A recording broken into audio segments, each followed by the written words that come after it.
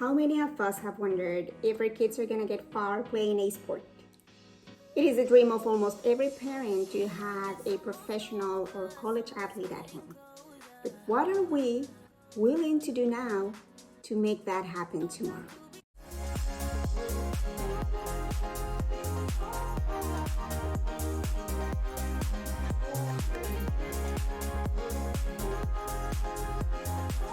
I have two daughters. They are 10 and 12 years of age. Although they have participated in different sports, it seems like they have developed a special love for the sport of swimming. Melissa and Sophia took their first swim lesson at the age of 3.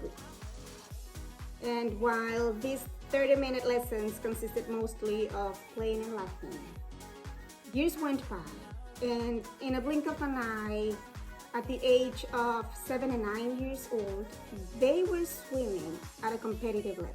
In this video, I will share with you what they eat, how they train, how they swim, but most importantly, how they rest, sleep, and recover.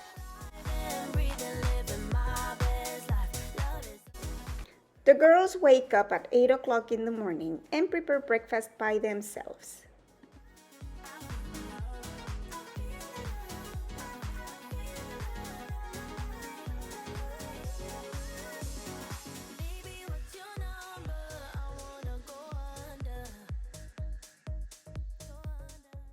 After breakfast, they watch TV for a little bit or play outside.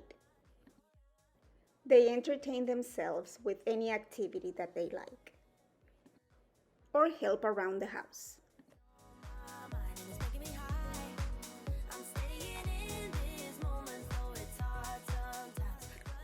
When it's 10:30 in the morning, it's time for their morning snack.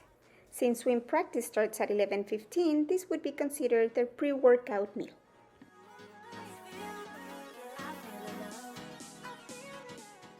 When they are done eating their snack, Melissa and Sophia start getting ready for practice, gathering all their things.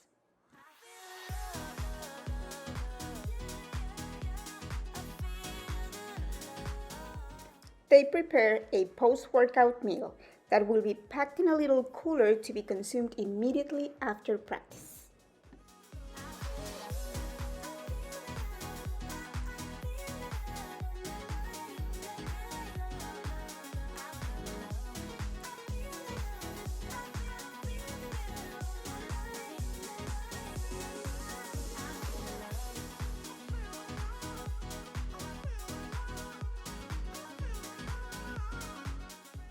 Melly and Sophie swim for an average of 120 minutes a day, Monday through Thursday.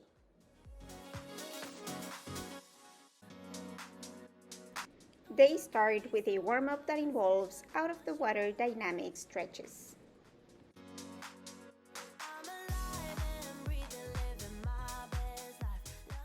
Then they jump in the water and warm up for 10 to 20 minutes.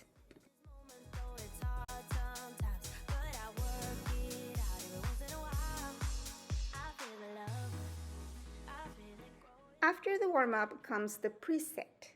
The preset helps swimmers to get ready for the main set.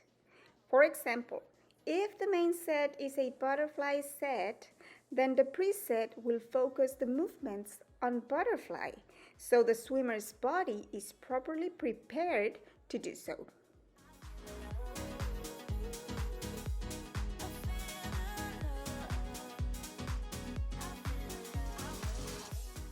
Swimmers spend plenty of time working on technique.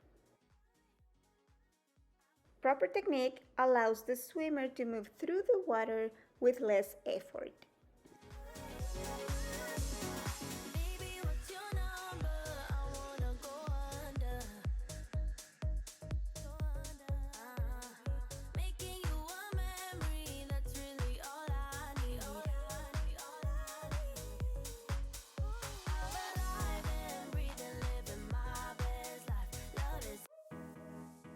Practice has ended and the girls are tired and hungry, but they are ready with their packed post-workout meal, which is a protein smoothie.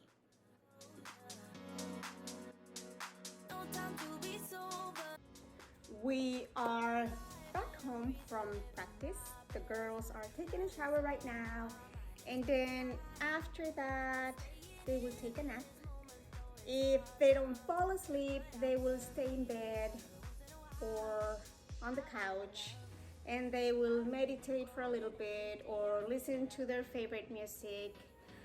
The point is that they should be disconnected from any device with a blue light. But most of the time they do fall asleep.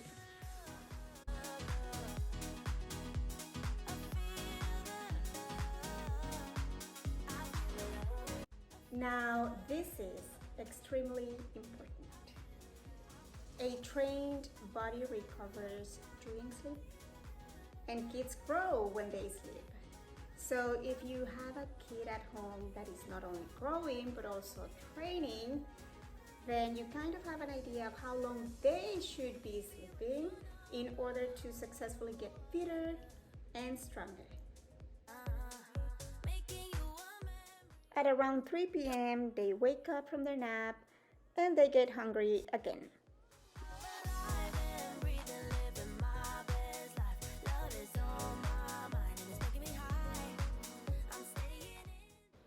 The girls start getting ready for their second workout of the day. They train every day for 1 hour from 5 to 6 p.m. and focus on strength and conditioning. You may be wondering, why is this strength and conditioning session important if they already worked out in the morning at practice? When an athlete attends practice of any sport, this practice will be limited to technique, how to play better, and they will have some agility drills. But this training is not enough to make your kids stronger or faster.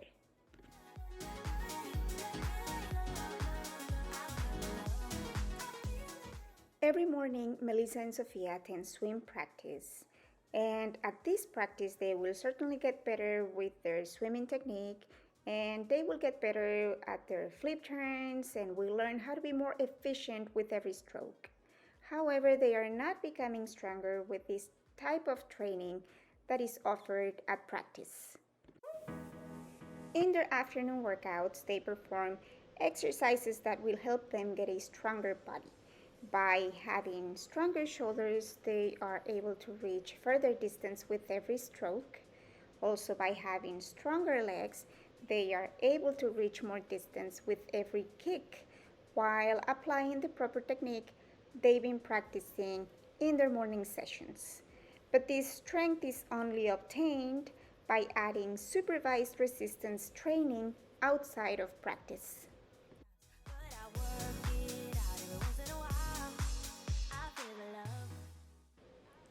After their afternoon session, they stretch for a little bit and then they play with the other kids for the rest of the day.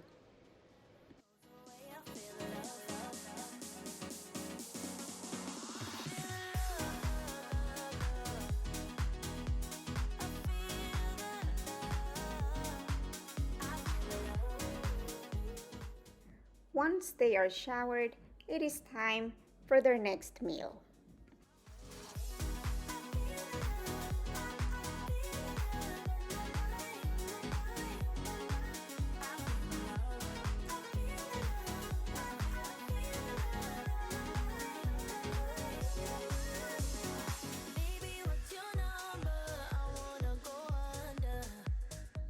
And that was their last meal of the day.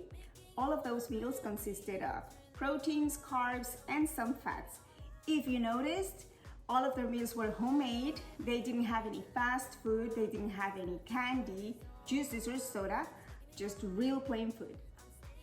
I cook for them every Sunday. I try to have available 3 different meats and 3 different sources of carbs in separate containers. So during the week, they grab whatever they want, reheat it in the microwave, and eat it. During the summer, Melissa and Sophia eat 5 times a day. But when they are in school and their days are longer, they eat 6 times per day. So that's pretty much it. This is how a day looks like for two competitive swimmers that are still growing.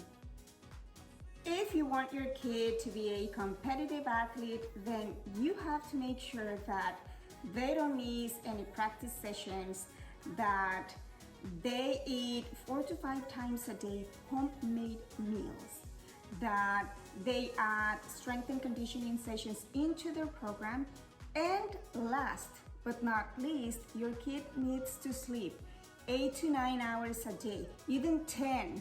If your kid doesn't sleep enough, then everything that's been done for them won't matter much. Keep that in mind.